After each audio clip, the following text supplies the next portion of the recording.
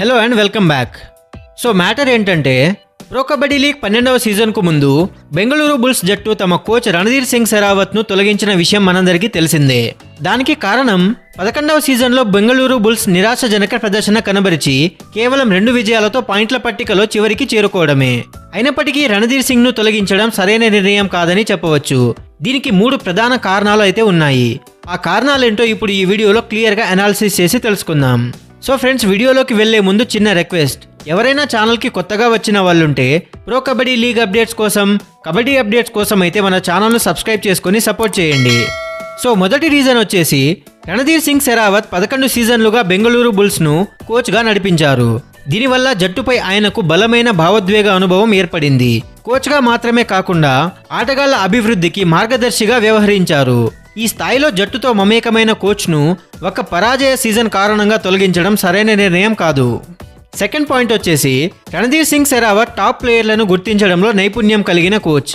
పర్దీప్ నర్వాల్ వంటి star రైడర్ను pro kabaddi లీగ్లోకి తీసుకురావడం ఆయన గొప్ప నిర్ణయాల్లో ఒకటి. అదేవిధంగా పవన్ షెరావత్ను ఒక సాధారణ ఆటగాడిగా కాకుండా స్టార్ రైడర్గా మార్చిన ఘనత కూడా రణధీర్దే.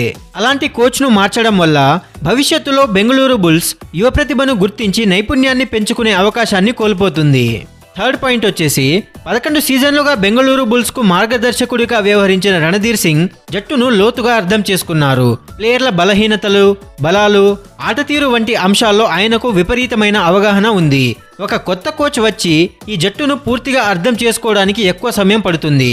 కొత్త మార్పులకు సమయం లేకుండా తక్షణ ఫలితాలను ఆశించడం బుల్స్ కోసం శ్రేయస్కరం కాదని చెప్పాలి.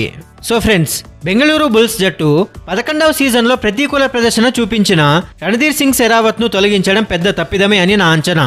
జట్టుపై ఆయనకున్న అనుబంధం, ఆటగాళ్ల ప్రతిభను గుర్తించే నైపుణ్యం, బుల్స్ జట్టును లోతుగా అర్థం చేసుకోవడం, ఈ 3 ముఖ్యమైన అంశాల వల్ల రణధీర్ సింగ్ సెరావత్ను కొనసాగించాల్సిన అవసరం ఉంది. ఈ నిర్ణయం బుల్స్ భవిష్యత్తుపై ఎలాంటి ప్రభావం చూపుతుందో వేచి చూడాలి. సో ఫ్రెండ్స్, ఈ బెంగళూరు బుల్స్ మేనేజ్మెంట్ చేసిన పని గురించి మీరేమనుకుంటున్నారో మీ అభిప్రాయాలను కామెంట్ సెక్షన్లో అయితే చెప్పండి. మీకు కనుక ఈ వీడియో నచ్చినట్లయితే లైక్ చేసి కబడ్డీ ఫ్యాన్స్కి ఈ వీడియోని షేర్ చేయండి. ఇలాంటి మరెన్నో కబడ్డీ వీడియోస్ కోసం, ప్రో కబడ్డీ లీగ్ అప్డేట్స్ కోసం మన ఛానల్ని అయితే సబ్స్క్రైబ్ చేసుకొని సపోర్ట్ చేయండి. Thank you for watching.